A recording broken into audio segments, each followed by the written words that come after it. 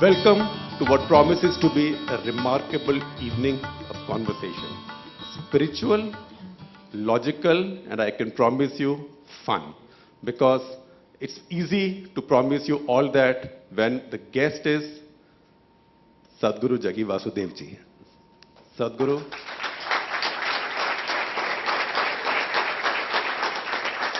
Thank you very much for giving us the time. And it's obviously my charm that has brought all these people to fill up the hall on a Saturday evening. I just had to say, I'll have Sadhguru by my side. That's all that was needed. So thank you very much. Sadhguru, you know, my vantage point in life is news. Hard news, bad news mostly. So it's very difficult for me to relate to anything which is not hard news. You are a guru who helps people resolve their dilemmas.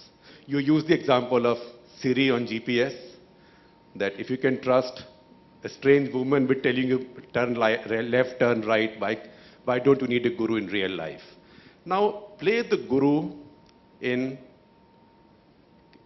Kashmir for this young officer who has a dilemma. He is facing a stone-throwing mob. He has a very small number of troops with him. Either he risks getting written off, or he risks firing at the mob, or he has an innovative idea. You know what I'm talking about. If he, at that point, found you, what would you tell him? Namaskaram to everyone. See, the decisions made on a battlefield or by a fighting force should be left to the last man there, because he is the one who is facing the bullets. He is the one who is sticking his neck out. He is the one who is standing there knowing fully well his wife could be widowed, his children could be orphaned, and still doing his job. None of us have any business to give him any advice. Not even me. Not even you? I would not advise. I would say just do what's needed, because you're sticking your life out, you're risking everything. Who am I to tell you what you should do there? So Lord Krishna would tell this officer, you take the call, I'll back you, I'll back your judgment. I mean, he decided to be his charioteer, not he's not fighting with him. Obviously, he said, I'm backing you. Right. So suppose the man who was put on the bonnet of the jeep, he were to come to you and he were to tell you that, Sadhguru, I am deeply wounded by this, I feel humiliated, I wasn't throwing stones, I had gone to vote, I am now traumatized. How do I recover from this? See, you need to understand this. In a way, it may not be a full-scale battlefield, but it is a battlefield. It is a battlefield. Right. Those who have stones are throwing stones, those who have pellets are firing pellets, those who have bullets are firing bullets. Whatever you have, you're using, it is a battlefield. So on a battlefield, it is not always selective treatment. It happens, you're there, so it happens to you. You may be an innocent woman, you may be a totally innocent child, it doesn't matter who you are. You're in that place, things happen to you. Everybody must know this. So this is why maintaining peace in our minds, in our societies, in the world around us is of paramount importance, because once a battle happens, it's not selective, it'll happen to everybody. This is something we must know.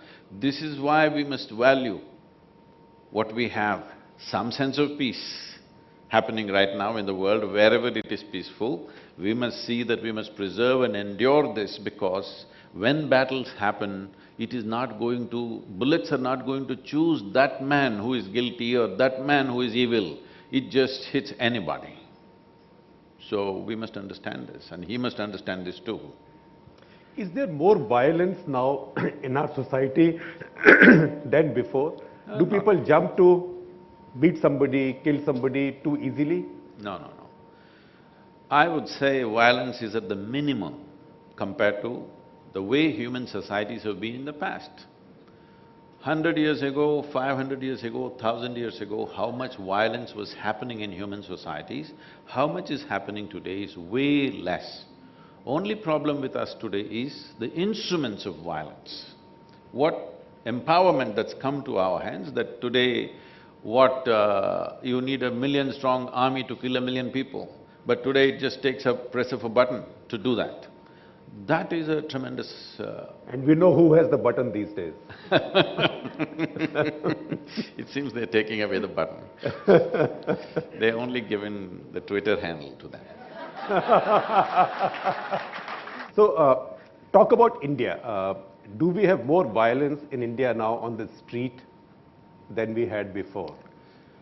Not true. I think people may be feeling that way because Road- violence enters their home through the television screen.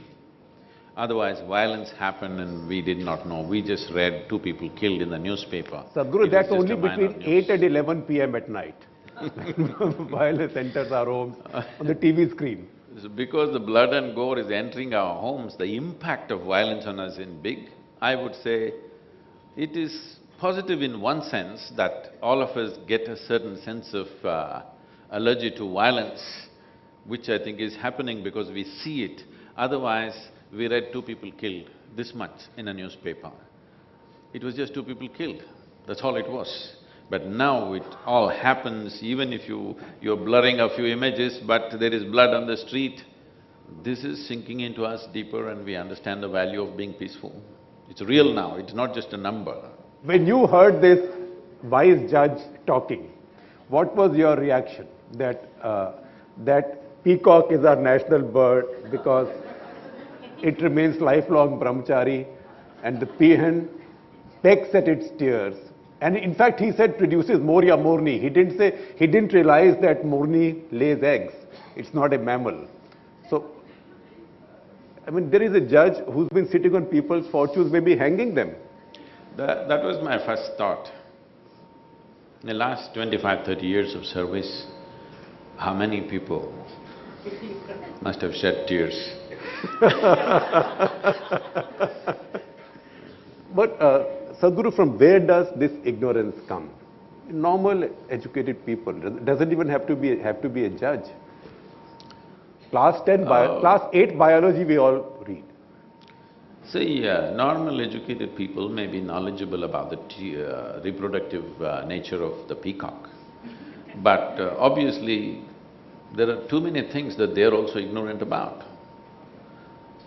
The judge is ignorant about the bird's ways of life, which is okay, because he's not passing a judgment on the peacocks at least.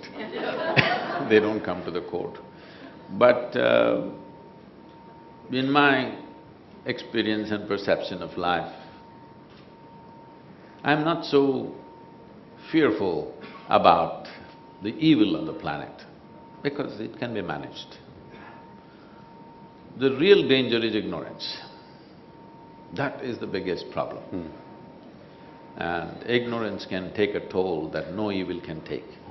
And if I may interrupt, it's because there is ignorance that fanaticism takes over.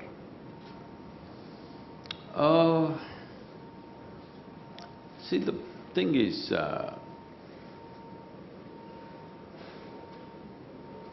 I think a lot of people are ignorant about the nature of fanaticism. Why someone becomes a fanatic is because in some way… See, all of us do some stupid things, all right? Hello? You don't have to say it so loudly. Where if you do something idiotic right now, the very nature of human intelligence is such that tonight your intelligence will bother you. Why did I do this? But if you get your stupidity scripture endorsed or God endorsed, then there's no turning back. This is how it was written. It can be done with enormous confidence. Right. You don't have to turn back and look. You can do most idiotic things. with horrendous consequences to everybody, but you have endorsement from elsewhere. ये लिखा था. So,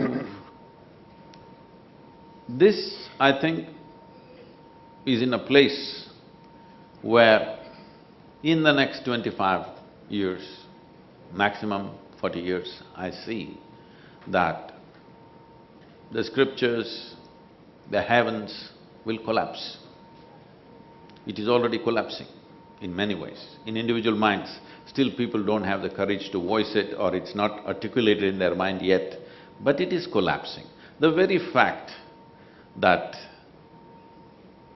I think in the last 25 or 30 years, the alcohol consumption in the country has gone up 1,000 times. This means heavens are collapsing.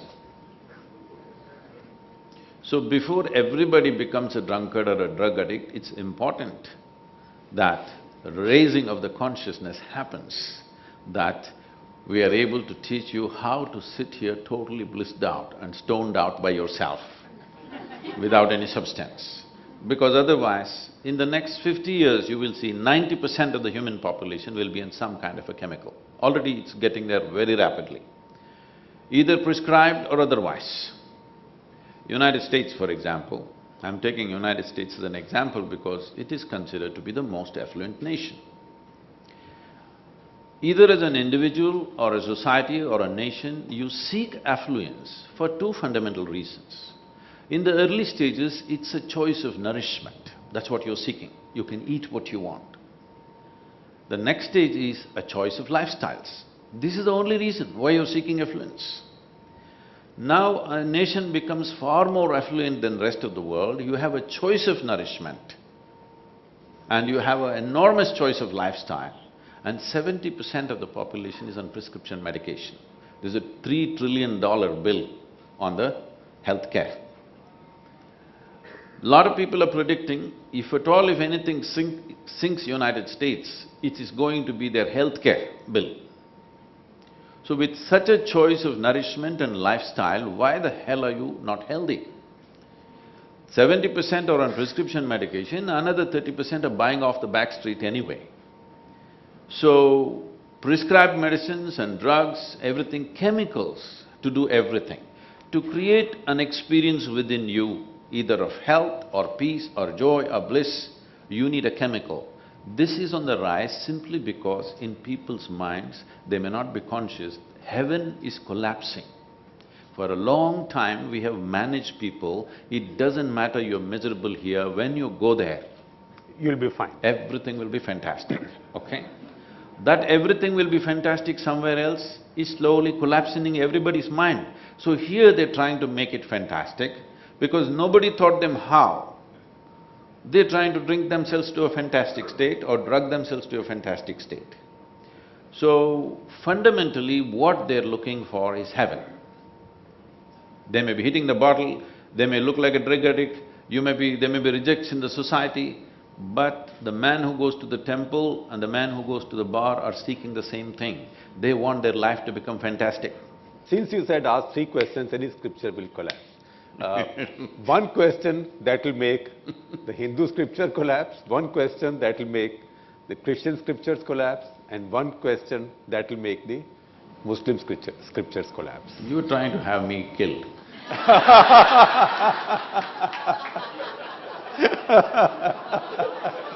I am your accomplice. I'll die first and go to heaven.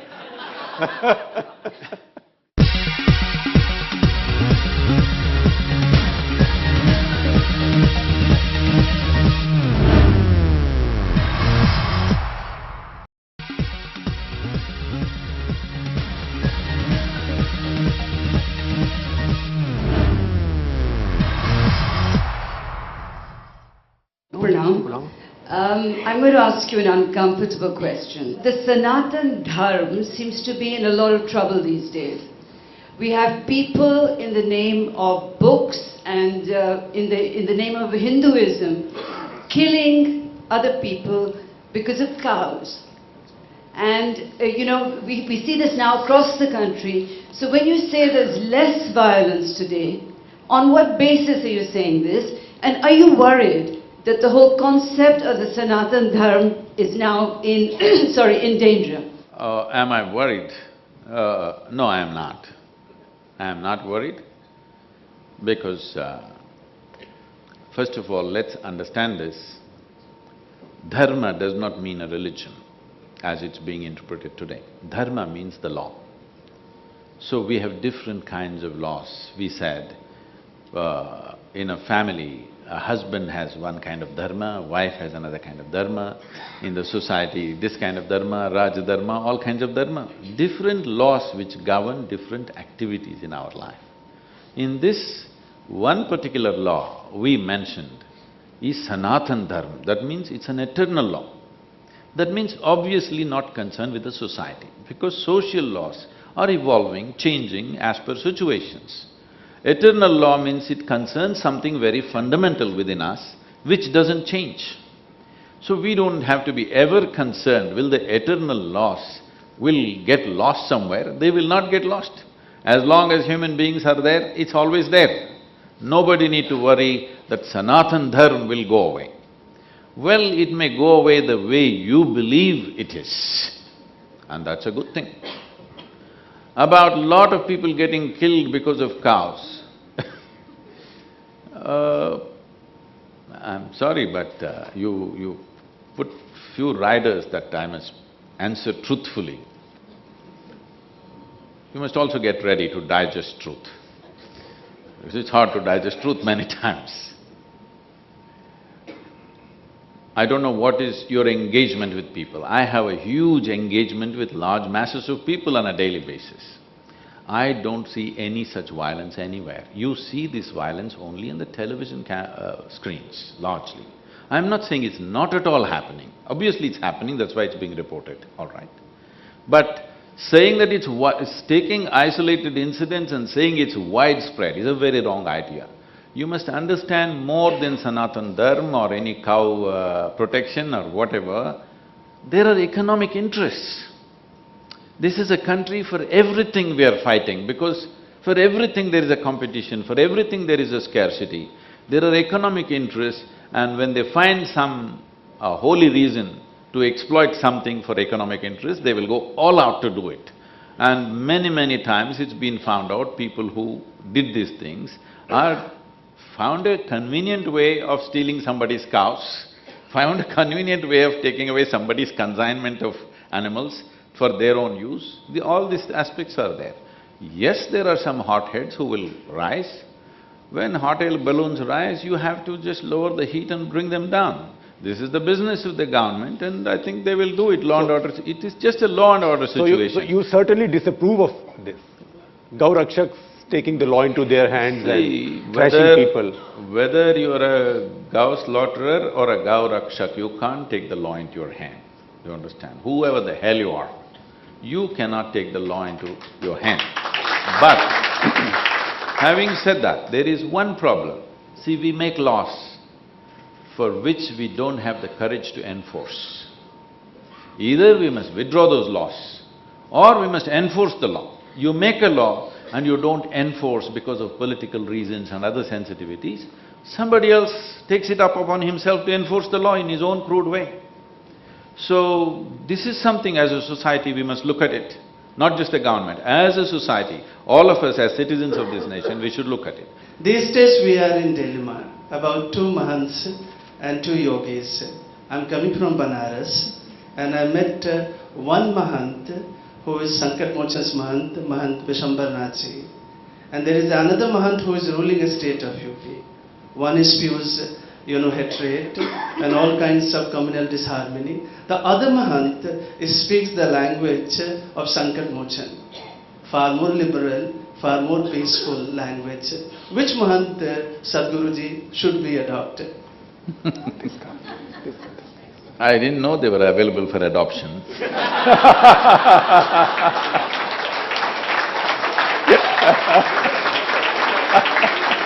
In fact, one of them went around the state asking for votes, which is adoption, and he got adopted.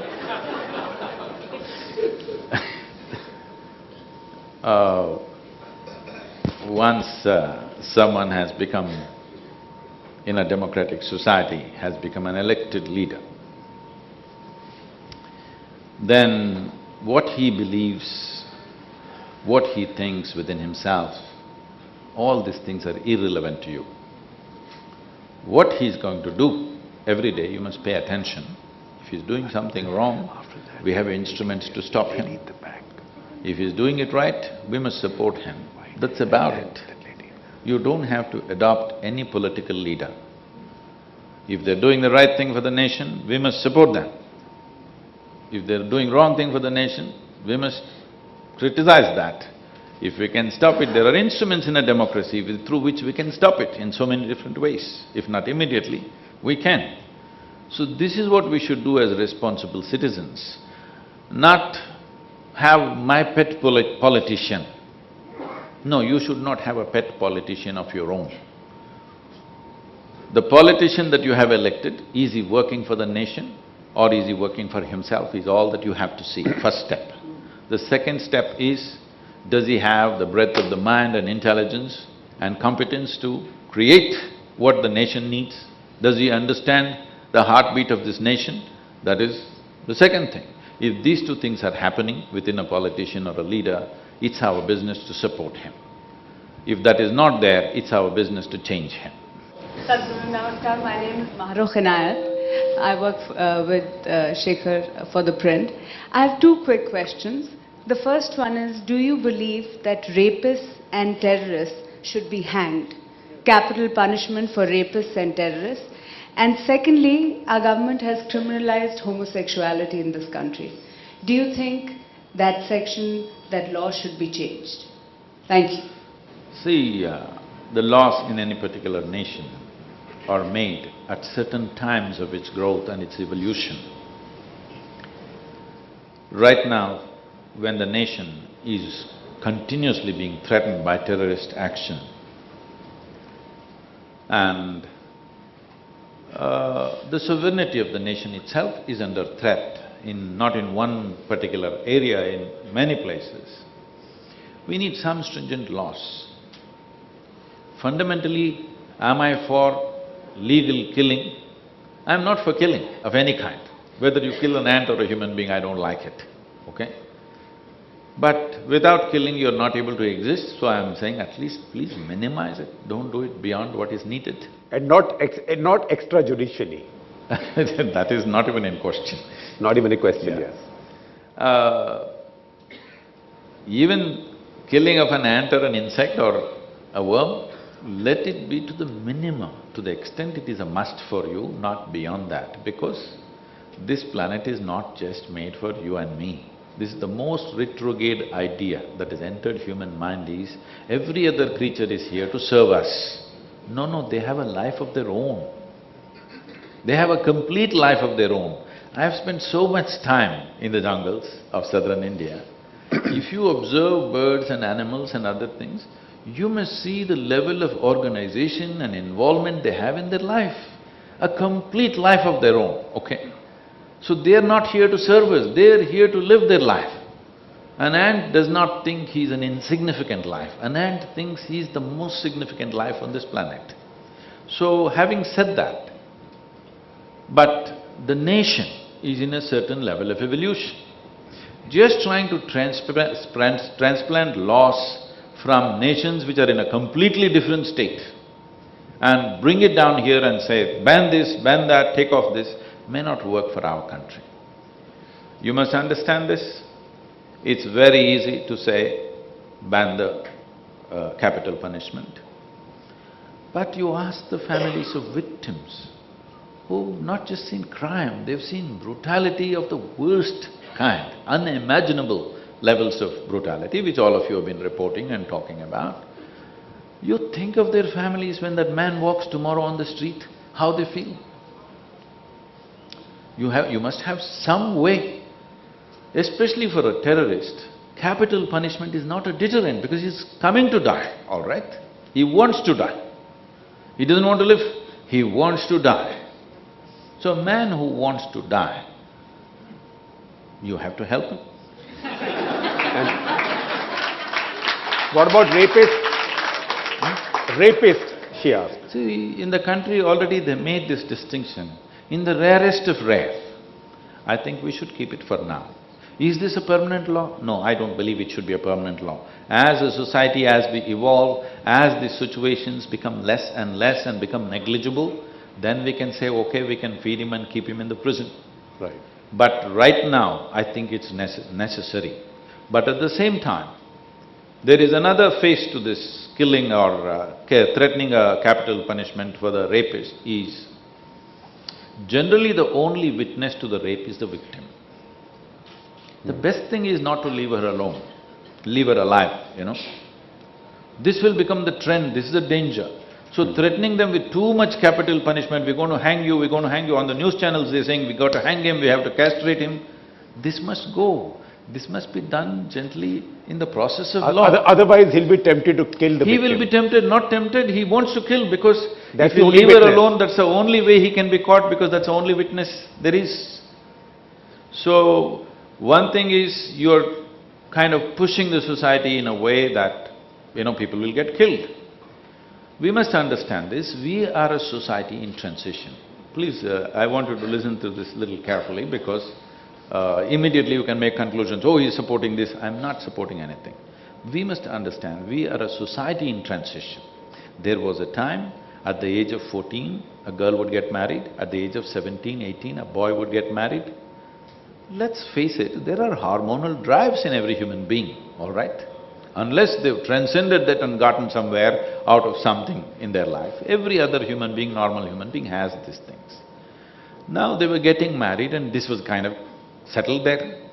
Now because of our education process and individual aspirations, on an average, I think girls in India are getting married at 21, 22. Boys are getting married 25, 26. And a whole lot of them are leaving their natural habitat of rural existence and moving into Mumbai. I want you to just think about a guy who just moved into Mumbai from somewhere, some remote place of the country. I know you will thrash him, but suppose he finds a job. Who is going to get him married?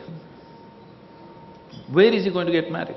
If he lived in that community, his parents, his mama, his chittappa, his chacha, all these people would work to see that he's married. He says, no, I don't want to get married. Every girl says, I don't want to get married. They will say, no, you must, and somehow fix it up. You must understand, this is not about that.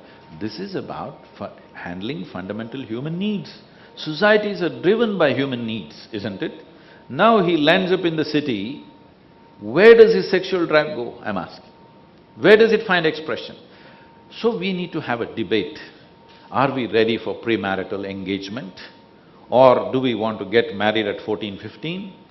We must have an open debate about this. We don't even want to talk about it and we only want to hang the rapist. It's not going to work. You must understand, he is also a victim of times. He doesn't know how to handle himself.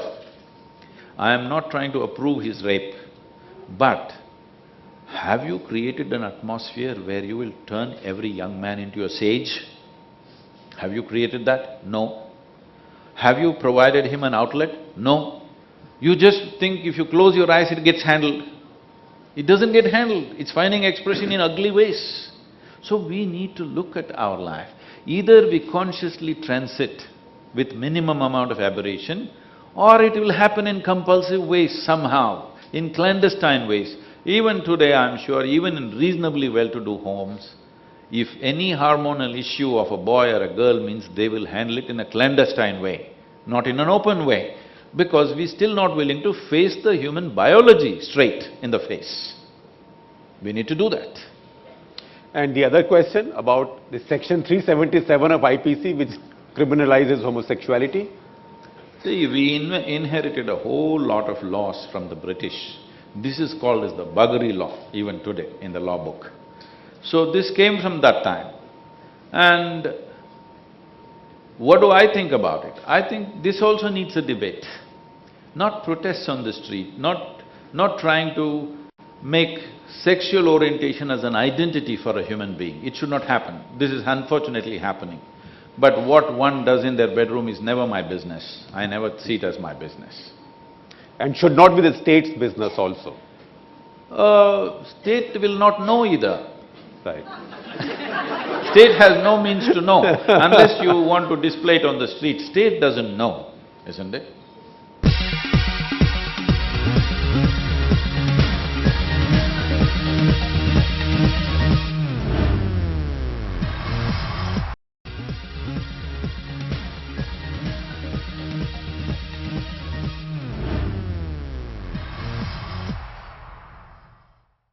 Namaskaram Sadhguru, lots of respect and regards to you. My name is Kajal and I'm an actor. And my question to you is, could you please explain the meaning of intuition? And does intuition have anything to do with spirituality? Is there any connection? Well, it will get too complicated.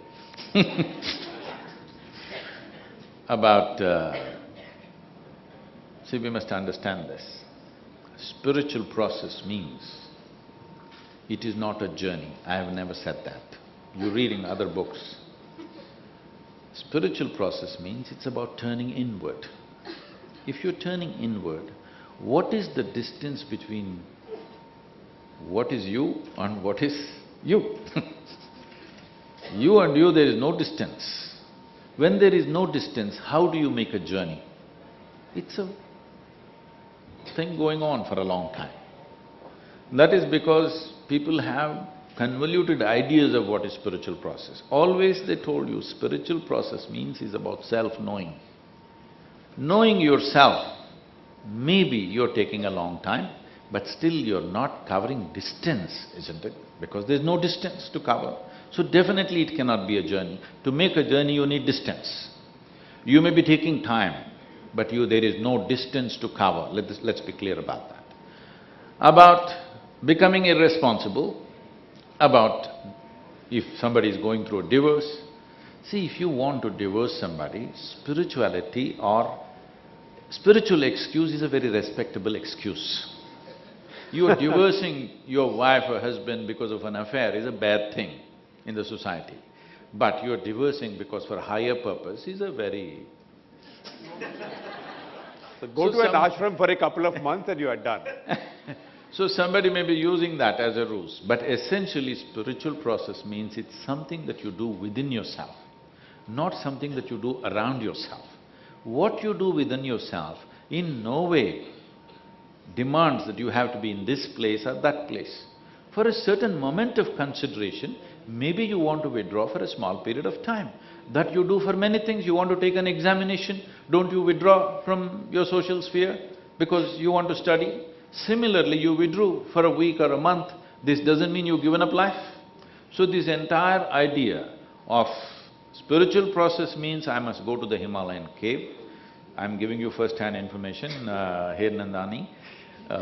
You must know this because there's a… But he'll build a tower there also. There is a business possibility, that's why I'm saying. To withdraw to the mountain caves, all the caves are taken. There's really no accommodation left there. So in Mumbai, if you build cave apartments, you may Good do idea. well, so you can move into the cave if you wish, but essentially you must understand this. Spiritual process means turning inward. Turning inward means, maybe I want to close my eyes and sit for a while. But now if you are such a stupid set of family that if I close my eyes, you think I'm going away somewhere. Definitely I feel like going away. Otherwise, there's no need to go away anywhere. Spiritual process is about becoming all-inclusive. This is not about exclusivity, this is about becoming all-inclusive. So where is the question of going away? It's a larger engagement. So, there is no such need. But if individual people have needs that they feel they've made a mistake, they correct themselves, that's not because of spirituality, because of their own individual choices. About intuition. See, intuition essentially means a different level of computing, not a different level of perception. Spiritual process or mysticism means moving into a different level of perception. For this, you have to enhance your perception. Intuition is just a different level of computing. I'm Pachi Karkaria. As Indians, we are great believers in religion, faith, call it what you will. We also have spiritual leaders like you. But today, all of our religion is being politicized.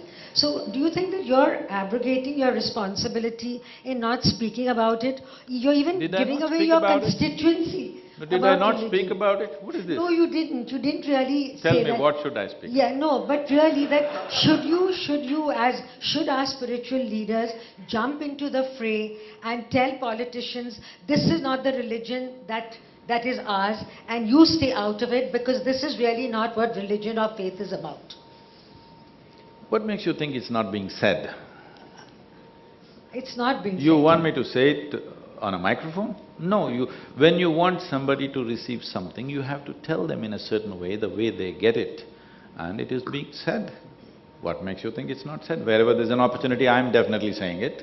Sadhguru, I have reserved all my questions. In fact, this audience was so brilliant, I had to do no work. You can see that, I wasn't caught out. But there's one question which has bothered me, and I'll just misuse my position here to steal time. You said, when I heard you for the first time in Jaipur, you said death actually will come as a big relief to most people. And I asked you a question as to what you meant, and you explained it. But if death is really such a big relief to people, then are we to justify suicidal thoughts? Let me be done with it. What ho gaya? Enough. I don't know what I said on that day. Maybe I said your death will come as a relief to everybody.